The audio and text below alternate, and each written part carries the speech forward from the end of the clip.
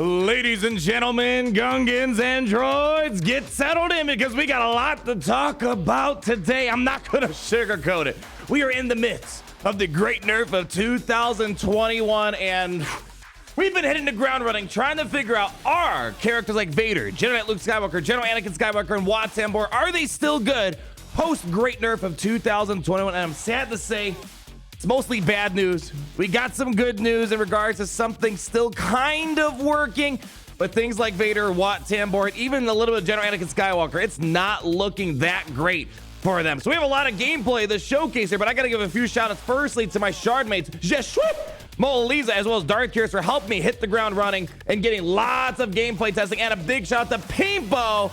Hit up Pimpo, man, especially now more than ever. Mods are going to be incredibly important if you want to try to get the most out of these characters, anything in your roster for that matter. He sent me lots of gameplay from his testing as well. We talked a lot about mods and we kind of shared feedback with one another, and it's looking really, really rough, guys. Let's go ahead, start rolling some gameplay. We're going to kind of go in a certain order. I'm going to kind of go about this in a way where we're going to talk about the characters I feel like got hurt the hardest and to the characters I feel like are going to be okay after this nerf. So let's go ahead, roll some gameplay, Larry. I'm going to start off with WAT. In my opinion, WAT is getting one of the hardest hits with this upcoming change, or the change that's already inside the game with the great nerf of 2021. Just a reminder, with WAT, his mass manufacture ability took away the ignore defense clause from his blast tech weapon mod. And if you're using WAT with your Darth Vader to counter the Rays, to counter the Sith Empire teams, to counter Supreme Leader Kylo Ren, he's hot trash. He doesn't do anything because blast tech weapon mod, all it does now is grant turn meter. And in a lot of the situations out there that are useful to have turn meter, well, it's not gonna be that helpful anymore because it's only turn meter gains, and there are so many teams out there that prevent turn meter gains from the get-go. Ray Malix can prevent turn meter, Sith Eternal Malix can prevent turn meter, Darth Revan and Malix can prevent turn meter. So really, Blastico mod is getting kind of nerfed to oblivion without that extra true damage, ignoring the defense. Not really all that helpful. However, caveat, if you're someone that really doesn't use WAT Vader anymore, and you've been using WAT primarily for Sith Eternal or for other support roles like just triggering some taunts on the team, it'll still be useful in that regard. I'm gonna put a little asterisk next to that. If you are someone that does the Sith Eternal WAT counter, we're gonna wait a little bit longer until we get to the Sith Eternal part of this video here. But right now, if you're a Vader WAT lover, WAT's pretty much useless for Darth Vader at this point. Speaking of Darth Vader, I think he's going to be the character that gets hit the second hardest, maybe the first hardest, if you don't care much about WAT. Vader's primary uses was countering pretty much every single galactic legend in the game, and unfortunately now Coaling Blade does not do nearly as much damage anymore. To give you a little reminder on what happened, Vader's basic actually got a little bit more powerful. Believe it or not, it hits a little bit harder than before, and you get a little bit increase in the ability blocks against Jedi and Rebel enemies. However, it's Coaling Blade that took a huge nerf in damage, 40% reduction of damage, and only an increase in debuff damage versus raid type of stuff out there. So Coaling Blade is not popping big hits out there. And the question becomes, yes, Vader's not as helpful against galactic legends anymore. Can he still beat Darth? And that was his bread and butter. Well, WAT is out of the equation. You can't ignore defense anymore. So WAT is useless. And with this damage reduction on Coaling Blade, it can be very dicey. I honestly don't know if I'm going to try this in a Grand Arena Territory War-like setting. It is possible. I had to use Piet to get some consistency out of it because Piet was kind of your WAT replacement, because with that Emperor's Trap stacking up, Vader's damage can also stack up. But there are plenty of times where we tried to coal away Darth Revan. Didn't happen. It happened more often than not, so we did take him out. But really, the biggest kicker is trying to take out Darth Malak. It's literally the dance with the devil, and Vader's literally having a tickle slumber party with Darth Malak. But I do want to kind of put this out there. One nice thing I have noticed, they did increase the critical chance on Merciless Massacre. So critical hits were coming fairly consistently. So you might not need to have critical chance mods anymore. You can maybe focus more on a potency set to make sure you land as many debuffs as possible. So that was one of the upsides. He did get a buff to his critical chance, but the damage on Coaling Blade is nowhere near as good as before. I don't think I really even got close to the 200,000 range. He used to be 500,000, even millions of damage sometime. It seems like he's in that 100,000, 180,000 range, which isn't sometimes quite enough to take out a Darth Revan. Or, for example, a Darth Malik. So you're kind of seeing a variety of takes. What happens when we couldn't get a good Coaling Blade kill off? I've tried critical damage mods. I've tried offense mods, and more or less the same thing. The lack of damage is causing a big problem. Moving on over, General Anakin Skywalker, I think, is going to be the third character that got hit the hardest after this update. He lost offensive viability, and to be honest, he is still just as beatable on defense, as for if not more beatable, because he's not as offensive as he used to be. A little reminder what happened to General Anakin Skywalker. He no longer can ignore defense on all of his abilities pretty much here. However, they did allow him to get extra protection recovery while in cover. Anytime a 501st ally is taking a turn, he's getting 20% protection recovery. However, Commander Luke Skywalker still walking over him like it's no one's business. It's a little bit easier because General Anakin Skywalker is not ignoring defense. Bounty hunters still beat him. The only upside is when Anakin Skywalker gets out of cover now, he instantly gets 100% protection recovery when all other 501st allies are being defeated. So General Anakin Skywalker, someone actually, when I was talking to Pimpo, Jeshui Moliza, they kind of told me their ranking. They said they would actually rank General Anakin Skywalker higher in terms of the character that got nerfed the hardest. And I was a little surprised here about that. Yes, he still has his use, but he does not hit nearly as hard before. 501st is still a threatening team. You can't quite just bring anything up against it, but the counters that were working before, they're working even better up against General Anakin Skywalker. And yes, we're going to talk about Jedi, don't you? Or we will talk about Jedi Luke, and especially Jedi Master Luke Skywalker, who really didn't get any favors out of this update here. Not looking too good for General Anakin Skywalker, though. We tried out the Gas 5s trick. And again, Kylo Ren got some AI changes. General Anakin Skywalker got nerfed. We're going to talk about Supreme Lord Kylo Ren's AI a little bit more when we talk about Jedi Knight Luke Skywalker, but this is out the window for sure. Supreme Lord Kylo Ren no longer is afraid to use his AoE when 5s and Chewie are present. He's no longer afraid to going into the ultimate early on. And before, if you remember, Supreme Lord Kylo would always like to do his poke ability on 5s, and it was just a waste of time. That's out the window. It's not even close anymore, it seems like. And a little bonus footage right here. One of the best low-budget counters to Supreme Leader Kylo Ren was Captain Rex in the 501st. Out the window, that has went because, again, Larry the Sith Trooper, he's not afraid to do his AoE. Remember when you would kill someone off? He would just use his basic. Even now, he just uses AoE when the opportunity arises. Supreme Leader Kylo Ren using his AoEs when possible. Nose diving into the ultimate a lot earlier. He would never use the ultimate up against this team. Complete change. Imperial Troopers, I'm putting at number 4 in regards to the character, or I should say the team that got hit the hardest. And there's only really 5 rankings here. So Imperial Troopers, I will admit, they're kind of coming out of this. I gotta smile a little bit. Coming out of this a little bit unscathed, but not perfect. They can still beat Galactic Legends depending on the lineup. Supreme Leader Kylo Ren, if you're not rocking a full First Order, you're kind of a little crazy because now the fact that they're preventing all this bonus. Terminator Supreme Leader Kylo Ren's AI got a little bit of a change. If you're running anything without the full First Order and Hux, it's a cakewalk for Imperial Troopers. And we're going to show a few more battles of that. Imperial Troopers are still doing okay, but the big question is, how did he do up against Sith Eternal? Well, they're not getting any better. That's if you're looking for that answer right there. With Sith Eternal teams, we have a few different variations. We're showing a garbage Sith Eternal with leftover Sith teams. We're showing what I consider to be a tier 2 Sith Eternal team with the Sith Triumvirate. And then thirdly, we have a Sith Eternal team with Darth Revan, Malik, and the whole Sith Empire crew.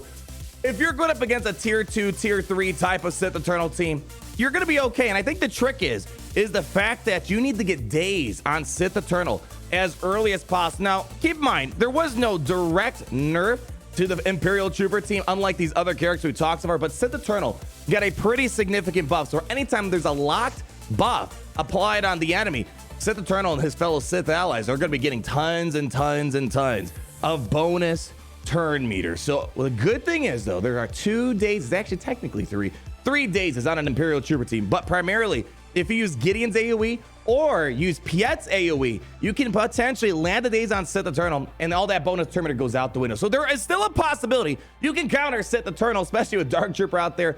Woo! He can still put out the big heavy damage, unlike Darth Vader, it seems like. But once you start going after those Sith Empire lineups of Sith Eternal, those are very nasty because unfortunately Emperor's Trap is feeding tons of turn meter to Darth Revan, to Malik, of course, the Sith Eternal and Bas Lashan.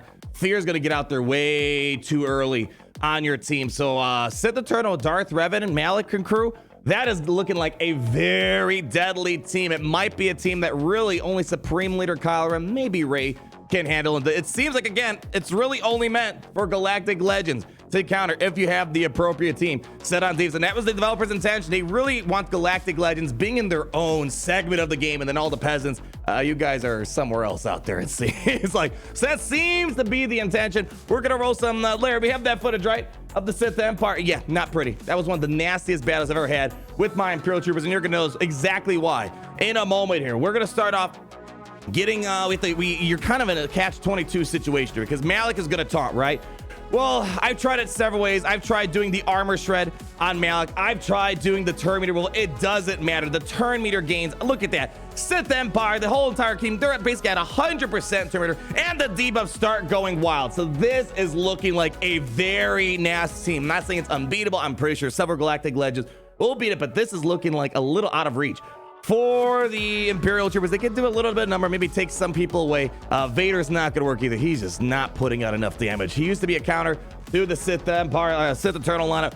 Not quite anymore, but there's still one more team, faction character we gotta talk about, and that's Jedi Knight Luke Skywalker. Out of these 5 segments between Wat Tambor, Vader, Jedi Anakin Skywalker, Imperial troopers, in my opinion, Jedi Knight Luke Skywalker feels like he got hit the least. Now, he did get nerfed. He did get nerfed. He's losing tons of damage on his basic ability, but he does extra damage against tanks, which is nice, especially when we're trying to take out those first order teams. And also, he's losing his ignore defense from his Jedi's Will ability, so he's losing lots and lots of damage, and you definitely feel the damage reduction on this guy. However, a Jedi Knight Revan lineup seems to still handle Supreme Leader Kylo Ren not as comfortably as before.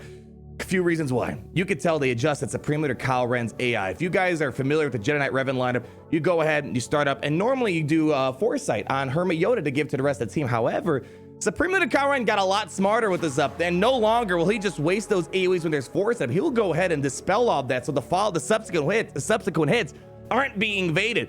Not saying it's impossible, though. We did manage to pull off some wins. Not as clean as it was before because of Kylo Ren's intelligence, it seems like, up against Foresight abilities out there. Very close. We also tried, for example, Jedi Knight Luke with Jedi Knight Revan and armor. That was always a very dicey, a very risky counter to begin with, even before the nerfs. I think it still could be something that could be pulled off. I'm not gonna really try it, but it kind of was cute still seeing Jedi Knight Luke Skywalker with the Beskar armor and the Jedi's Will shenanigans, able to kind of get tons of counterattacks, get massive hits over there. And just pay attention to that when we were attacking the tanks. We're doing some pretty decent damage. And look, he's pretty much gonna carry this whole entire battle as far as he can. You're looking at big damage. You're gone, and but I'm not going to sugarcoat it. Luke Skywalker got a reduction damage. Nowhere near as crazy as it was before, but I think there's a situation where Jedi Knight Luke Skywalker will still be used. So again, none of these characters are getting better. These are all nerfed characters. So if you're expecting like these characters got better, you're in the wrong place, my friend. I can't give you that type of news, but there are still usable. Jedi Knight Luke Skywalker kind of got stuck here.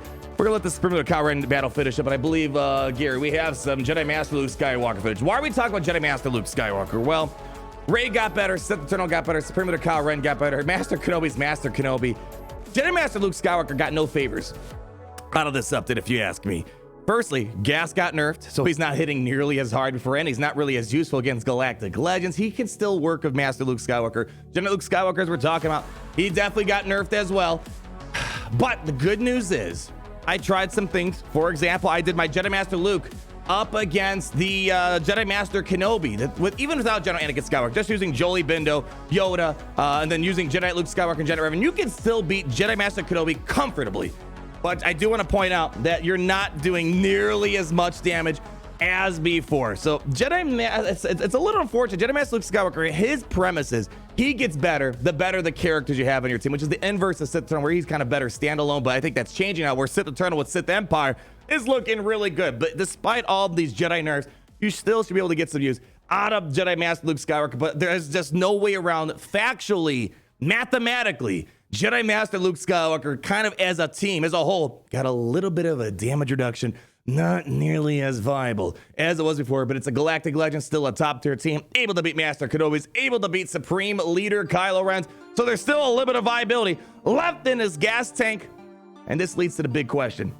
We talked about my rankings. I think Wat Tambor, again, I think the first three are going to kind of vary depending on what you use WAT Tambor for, General Anakin Skywalker for, and Vader. Well, some people think General Anakin Skywalker got the hardest nerf. Some people think Vader. I think WAT Tambor got the hardest nerf for what I personally do. But I think without a doubt, the top three that got hit the hardest are WAT Tambor, General Anakin Skywalker, and Darth Vader. You can rank those as you like. I think Imperial Troopers are still very good. I think, honestly, for me, I'm going to use my Imperial Troopers over Darth Vader to counter those Sith Empire teams, in my personal opinion. But then that question really comes. Are these characters worth your relic gates? Now, all this footage here, I reapplied the relic gates because I know so many people want that question answered. They want to see the test. Should you give relic gates back to these characters? I feel comfortable saying Jedi Knight Luke Skywalker, yes. Unfortunately, if you're getting Lord Vader, you have to get relic gate on Jedi Knight Skywalker. No way around it. And that really, really sucks that you're basically forced to give back a relic on a character that got mathematically worse than it previously was, unfortunately. Assuming there was no Lord Vader, I don't know if there's really that much of a benefit. That extra little bit of damage will go a long way on General Anakin Skywalker, so I'm inclined to say yes. Darth Vader, I think, is the biggest question. It breaks my heart because this was my first relic gate. Unless you're hell-bent on using Vader up against Darth Revan, I'd say go for it in that situation. Otherwise, I'm not really sure what I'm going to be doing with Darth Vader. He doesn't seem to counter Galactic Legends anymore.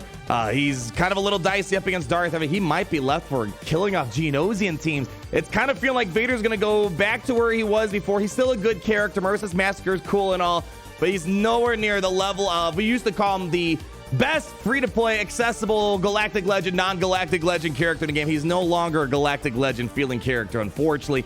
Maybe there's hope that with Lord Vader, Darth Vader will become useless. So hold out a little bit of hope on Darth Vader. WAT Tambor, I feel like we got robbed. WAT Tambor, there was no reason to have him at high relics. You kind of got robbed because you need to have him at Master Kenobi at Relic 7. Totally unnecessary at Relic 7.